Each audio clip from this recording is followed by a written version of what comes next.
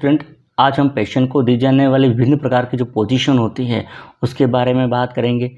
तो पेशेंट को दी जाने वाली पोजीशन में एक तो रेस्टिंग पोजीशन होती है जो कि पेशेंट जो है उसको कंफर्ट देने के लिए दी जाती है।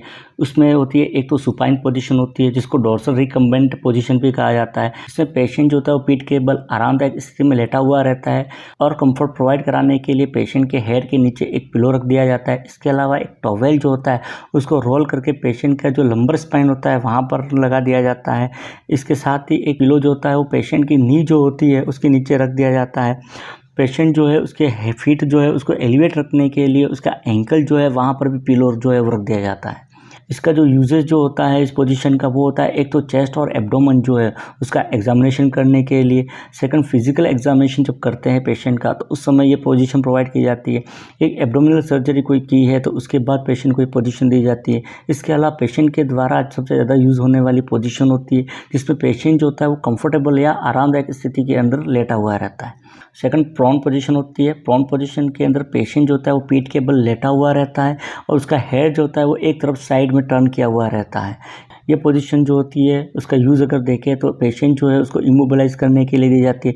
सेकंड, कोमा पेशेंट जो होता है उसके एयरवे में ऑब्स्ट्रक्शन हो रहा है तो उस पेशेंट को भी दी जाती है। इसके अलावा पेशेंट जिसको वोमिटिंग हो रही है तो ऐसे पेशेंट को पोजीशन दी जाती है। इसके अलावा बर्न इंजरी कोई पेशेंट को हो रखी है तो उसको भी ये पोजीशन दी जाती है। इसके अलावा बैक का कोई ऑपरेशन हुआ है, सर्जरी हुई है तो उस पेशेंट को भी पोजीशन दी जाती है। इसके अलावा बेड सोर जो है उसके ऊपर से प्रेशर को रिलीव करने के लिए भी पोजीशन दी जाती है और अच्छी स्लीपिंग और रिलैक्सेशन के लिए भी पेशेंट को ये पोजीशन जो है वो दी जाती है। थर्ड होती है सिम्स पोजीशन होती है जिसको सेमी प्रोन पोजीशन भी कहा जाता है। इस पोजीशन के अंदर पेशेंट जो होता है वो प्रोन पोजीशन और साइड लाइन पोजीशन के बीच की स्थिति होती है जिसमें लेफ्ट साइड की तरफ टर्न किया हुआ रहता है। यदि पेशेंट जो है वो राइट साइड में टर्न है तो उसको राइट सिम्स कहा जाता है। इस पोजीशन का यदि उपयोग अगर देखते हैं तो अनकॉन्शियस पेशेंट जो होता है उनके लिए काम में ली जाती है। इसके अलावा इमोबिलाइज्ड पेशेंट जो होते हैं उनको कंफर्ट देने के लिए पोजीशन दी जाती है। बैक केयर जब करते हैं पेशेंट की तो उस दौरान ये पोजीशन देते हैं। इसके अलावा रेक्टल और वेजाइनल एग्जामिनेशन किया जा रहा है तो उस दौरान ये पोजीशन दी जाती है। इसके अलावा एनिमा जो होता है वो देने के लिए भी इस पोजीशन का उपयोग किया जाता है। वो भी लेफ्ट सिम्स पोजीशन के अंदर एनिमा जो होता है वो ज़्यादातर दिया जाता है। फोर्थ होती है लेटरल पोजीशन होती है। लेटरल पोजीशन के अंदर पेशेंट जो होता है वो या तो लेफ्ट साइड के अंदर या राइट साइड के अंदर लेटा हुआ रहता है। ये पोजीशन ज़्यादातर बैक केयर जो है वो देने के लिए की जाती है। एक पैराप्लेजिक पेशेंट जो होता है उनके लिए भी ये पोजीशन दी जाती है। इसके अलावा गुड स्लीपिंग के लिए या अच्छी नींद के लिए भी पोजीशन जो है प्रोवाइड की जाती है। एनिमा देने के लिए भी ये पोजीशन दी जाती है। एनिमा देते समय पेशेंट को लेफ्ट लेटरल पोजीशन जो है वो प्रोवाइड कराई जाती है। सेकंड, थेरेपेटिक पोजीशन होती है जिसमें एक तो फाउलर पोजीशन होती है। फाउलर पोजीशन के अंदर पेशेंट बेड के ऊपर पीठ के बल लेटा हुआ रहता है और उसके बेड का हेड एंड जो होता है उसको 45 से 60 डिग्री एंगल पर एलिवेट मतलब ऊपर उठा के रखते हैं। साथ ही सपोर्ट के लिए पेशेंट जो उसके हैंड के नीचे और थाई जो इसके नीचे पिलो रख दिया जाता है। इस पोजीशन का उपयोग जो है वो पेशेंट के कार्डिक आउटपुट जो है उसको बढ़ाने के लिए, साथ ही साथ गुड वेंटिलेशन मतलब रेस्पिरेशन जो है उसको इम्प्रूव करने के लिए या डिस्निया की कंडीशन होती है उसको कम करने के लिए दी जाती है। इसके अलावा यूरिनरी और बोवेल मूवमेंट जो है उसको बढ़ाने के लिए, इसके अलावा कार्डिक टेबल जो है उसके ऊपर एक्टिविटी करने के लिए पोजीशन प्रोवाइड कराई जाती है। इसके अलावा ये पोजीशन जो है जब पेशेंट रिकवरी के दौरान होता है तो सबसे ज़्यादा इस पोजीशन का इस्तेमाल करता है। इसमें भी दो होती है, एक तो हाई फाउलर पोजीशन होती है जिसमें बेड का हेड जो होता है वो 60 to 90 डिग्री एंगल तक एलिवेटेड रखता है। जबकि सेकंड होता है सेमी फाउलर पोजीशन होती है जिसमें एंगल जो रहता है वो 45 डिग्री से कम रहता है। सेकंड, ऑर्थोपेडिक पोजीशन होती है। इसमें पेशेंट जो है उसको बेड के किनारे पर बिठा दिया जाता है और उसके पास में एक टेबल जो है वो रख दिया जाता है।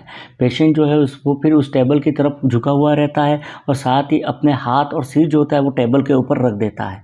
ये पोजीशन जो होती है वो मेनली ज़्यादातर ब्रीथिंग की कंडीशन होती है, बहुत ज़्यादा डिफिकल्टी होती है ब्रीथिंग के अंदर, तब प्रोवाइड कराई जाती है ताकि लंग्स जो है उसका एक्सपेंशन बहुत अच्छे से हो सके। साथ ही कुछ प्रोसीजर जैसे थोरासिंथेसिस किया जाता है तो वो करने के दौरान ये पोजीशन जो है वो पेशेंट को प्रोवाइड कराई जाती है। थर्ड, लिथोटोमी पोजीशन होती है। लिथोटोमी पोजीशन के अंदर पेशेंट जो होता है वो बेड के ऊपर सुपाइन पोजीशन में लेटा हुआ रहता है। उसके दोनों लेग जो होते हैं वो वाइडली सेपरेट होते हैं और फ्लेक्स पोजीशन के अंदर रहते हैं। साथ ही नी जो होती है वो भी फ्लेक्स पोजीशन के अंदर अंदर होती है और यही पोजीशन जो है वो मेंटेन करके रखते हैं। इस पोजीशन का उपयोग जो है वो पेरिनियल और वेजाइनल एग्जामिनेशन जो है वो करने के लिए किया जाता है। एक वेजाइनल डाउच जो होता है या कॉपर टिप जो है वो इंसर्शन के लिए काम में ली जाती है। एक नॉर्मल वेजाइनल डिलीवरी जो करवाते हैं उसके अंदर लिथोटोमी पोजीशन जो है वो प्रोवाइड कराई जाती है। फोर्थ होती है नी चेस्ट पोजीशन होती है। नाम से ही नी और चेस्ट, मतलब नी और चेस्ट जो होता है वो बेड के ऊपर रहते हैं। तो इस पोजीशन के अंदर पेशेंट के नी जो होते हैं वो बेड के ऊपर रहते हैं, जबकि उसका हिप जो होता है वो हवा में ऊपर उठा हुआ रहता है। चेस्ट जो रहता है वो बेड को टच किया हुआ रहता है और आर्म जो रहते हैं वो भी बेड के ऊपर रहते हैं।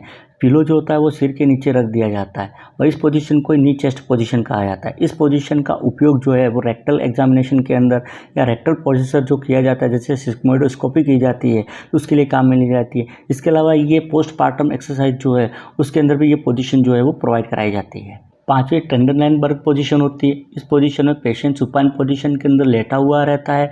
उसके बेड जो है, उसका जो हेड एंड जो होता है वो 30 डिग्री नीचे की तरफ झुका हुआ रहता है और पिलो जो होता है वो सिर के नीचे रखा हुआ रहता है। ये पोजीशन का उपयोग जो है वो पोस्चुरल ड्रेनेज के अंदर किया जाता है, जिसमें लंग्स जो है इसके सिक्रेशन को बाहर निकाला जाता है। इसके अलावा विनस रिटर्न जो है उसको प्रमोट करने के लिए भी ये पोजीशन प्रोवाइड कराई जाती है। इंटेस्टाइन जो है उसको पेल्विक से डिस्प्लेस करने के लिए, जैसा कि हर्निया की कंडीशन है तो उस कंडीशन में पोजीशन प्रोवाइड कराई जाती है। एक शॉक का पेशेंट है उसको ट्रीट करने के लिए या शॉक के दौरान भी ये पोजीशन जो है उसको प्रोवाइड कराई जाती है। तो ये थी विभिन्न प्रकार की स्थितियाँ जो कि मरीज को प्रोवाइड कराई जाती है।